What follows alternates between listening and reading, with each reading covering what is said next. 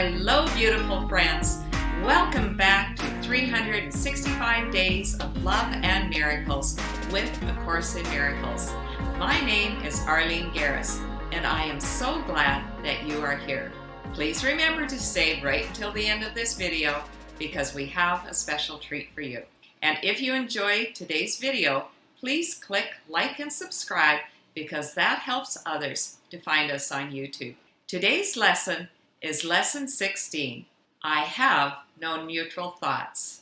The idea for today is a beginning step in dispelling the belief that your thoughts have no effect.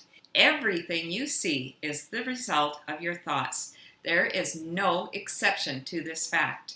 Thoughts are not big or little, powerful or weak. They are merely true or false. Those that are true create their own likeness. Those that are false make theirs. We have two ways of seeing, through our worldly eyes or through our spiritual eyes. All the lessons that we have been reading up until now have shown us that when we see through our worldly eyes, we are making up illusions. These are not real. However, when we see through our spiritual eyes, we are seeing the truth. Let's read on. There is no more self-contradictory concept than that of idle thoughts. What gives rise to the perception of a whole world can hardly be idle. Every thought you have contributes to truth or to illusion.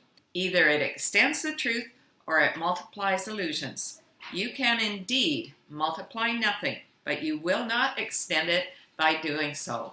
So we cannot extend or multiply illusions the way that we see through the world's eyes. We're either contributing to truth or we're contributing to illusion.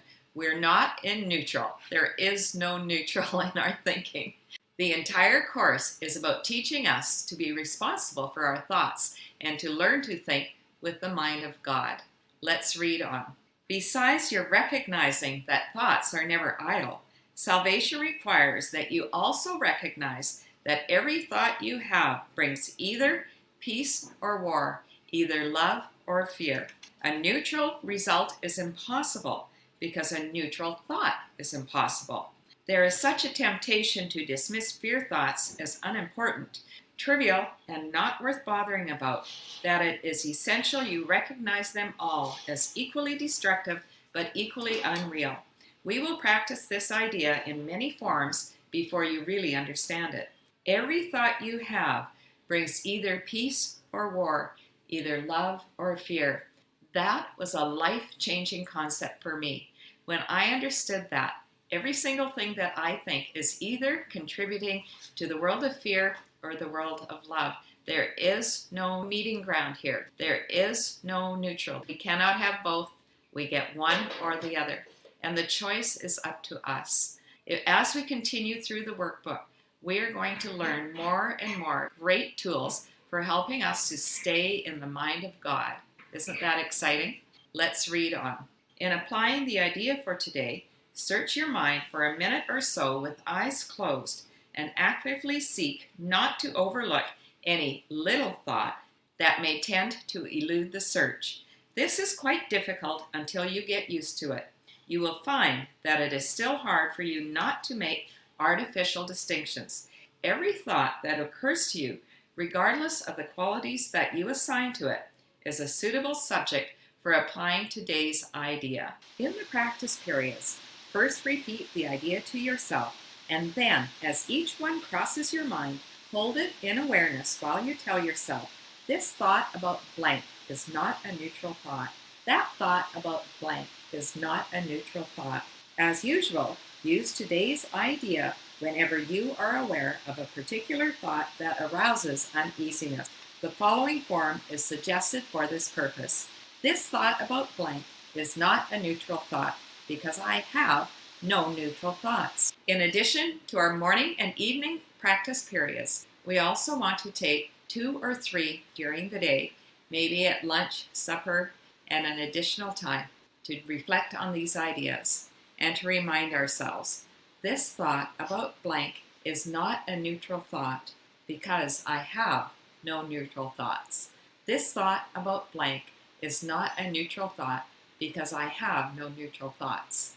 This is especially helpful if we come into some sort of trouble during the day, just to stop and remind ourselves, this thought about blank is not a neutral thought because I have no neutral thought. 4 or 5 practice periods are recommended if you find them relatively effortless. If strain is experienced, 3 will be enough. The length of the practice period should also be reduced if there is discomfort. We don't want to put ourselves under any strain or discomfort. The course is going to unfold over this year as we review these ideas over and over again, going ever deeper into our understanding of them. The idea is not to push. This is not a university course where we can stay up all night and cram.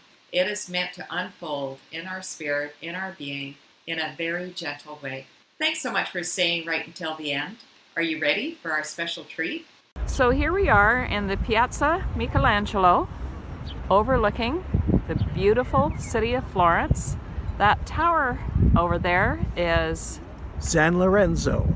And then we have the incredible Duomo.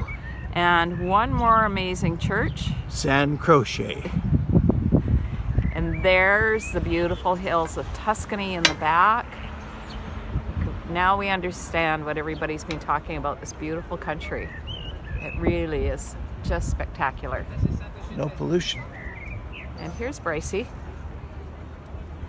And then over there is it's a copy of the statue of Michelangelo's David. That's where the original stood, and then they moved it in stores for protection from the weather. Amazing. This thought about that video is not a neutral thought because we have no neutral thoughts. Have a wonderful day, my friends. I love you.